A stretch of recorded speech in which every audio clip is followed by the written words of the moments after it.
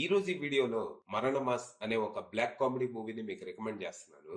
Basil Joseph Anishma leads గా Sivaprasad direction లో వచ్చిన మూవీ ఇది. సరదాగా ఓ 2 గంటలు నవ్వుకుంటూ ఎంజాయ్ చేయాలనుకుంటే ఈ సినిమా ట్రై చేయండి. ఈ సినిమా స్టోరీ ఏంటంటే, ప్రస్తుతం కేరళలో ఒక సీరియల్ కిల్లర్ వరుసగా హత్యలు చేస్తూ రాష్ట్రాన్ని హడలెత్తిస్తూ ఉంటాడు. వయసు పైబడ్డ వాళ్ళని కిడ్నాప్ చేసి వాళ్ళని దారుణంగా చంపి వాళ్ళ గొంతు కోసి దాంట్లో అట్టికాయ పెట్టేసి వెళ్తూ ఉంటాడు. దాంతో మీడియా తనకి బనానా కిల్లర్ అని నామకరణం చేస్తుంది. అయితే ఈ కేసులో పోలీసులకు ఒక సస్పెక్ట్ ఉంటాడు.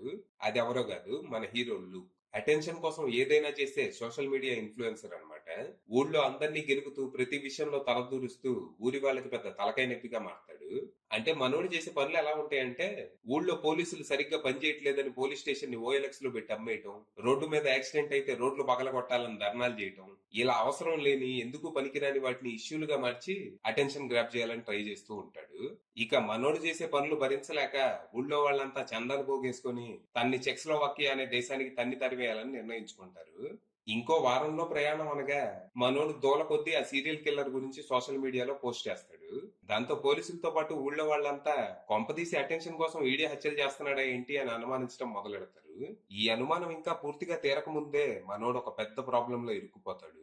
అనుకోకుండా ఒక రోజు రాత్రి మనోడు ఒక డెడ్ బాడీతో బస్సులో ఇరుక్కుపోతాడు. ఆ బస్సులో డ్రైవర్ కండక్టర్ తో పాటు తన గర్ల్ ఫ్రెండ్ కూడా ఉంటది. వీళ్ళందరితో పాటు బోనస్ గా ఆ బనానా కిల్లర్ కూడా ఆ బస్సులోనే ఉంటాడు. కానీ తనే బనానా కిల్లర్ అన్న విషయం మిగతా వాళ్ళకి తెలియదు. మరి ఈ పరిస్థితుల్లో మన లూక్ ఏం చేశాడు? అసలు ఆ డెడ్ బాడీ ఎవరిది? ఆ హత్య ఎవరు చేశారు? ఎందుకు చేశారు? అసలు ఆ టైంలో ఆ బస్సులో మనోడు తన గర్ల్ ఫ్రెండ్ తో ఏం చేస్తున్నాడు? ఇంతకీ అదే బస్సులో ఆ బనానా కిల్లర్ ఎందుకున్నాడు? తనకి ఆ హత్యకి సంబంధం ఉందా? అసలు ఆ రోజు రాత్రి ఆ బస్సులో ఏం జరిగింది? అసలు ఇంతకీ ఈ బనానా కిల్లర్ కథ ఏంటి? తనెందుకు ఈ హత్యలు చేస్తున్నాడు? చివరికి మనోడు ఈ ప్రాబ్లమ్స్ నుంచి ఎలా బయటపడ్డాడు? తన నేమ్ ఎలా క్లియర్ చేసుకున్నాడు అనేది మీరు సినిమా చూసి తెలుసుకోవాలి. సెకండ్ హాఫ్ లో ఒక 10-15 నిమిషాలు పక్కన పెడితే మిగిలిన సినిమా మొత్తాన్ని నేను ఫుల్ గా ఎంజాయ్ చేశా. ప్రతి 5 నిమిషాలకు ఒకసారి పడి పడి నవ్వుకుంటా ఉన్నా. ఈ సినిమా మూల కథ ఒక సీరియల్ కిల్లర్ గురించి అయినా ఇందులో చాలా క్యారెక్టర్స్ సబ్ ప్లాట్స్ ఉంటాయి.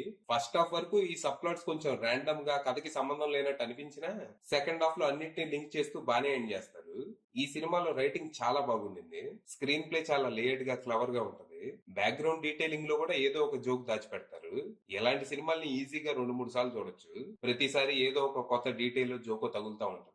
ఇక ఇందులో క్యారెక్టర్స్ అన్ని కూడా విచిత్రంగా భలే ఉంటాయి. అసలు ఎవ్వరూ నార్మల్ గా బిహేవ్ చేయరు. ఒక్కొక్కరికి ఒక్కో మెంటల్ ఉంటుంది. అన్ని క్యారెక్టర్స్ ని పూర్తిగా ఫ్లెష్ అవుట్ చేయకపోయినా చేసినంత వరకు బానే ఉంటది. ముఖ్యంగా హీరో క్యారెక్టర్ ఆర్క్ బాగుండింది. తన క్యారెక్టర్ ఇలా ఎందుకు ఉందని బానే ఎక్స్ప్లెయిన్ చేస్తారు. టెక్నికల్ గా కూడా సినిమా సాలిడ్ ఉంది. Cinematography, background score, production values ఇలా అన్ని బాగున్నాయి. ప్రస్తుతానికి ఈ సినిమా సోనీ లివ్ లో స్ట్రీమ్ అవుతుంది. తెలుగు వెర్షన్ కూడా అవైలబుల్ ఉంది. ఇంట్రెస్ట్ ఉన్న వాళ్ళు అక్కడికి వెళ్ళిపోవచ్చు. అది విషయం.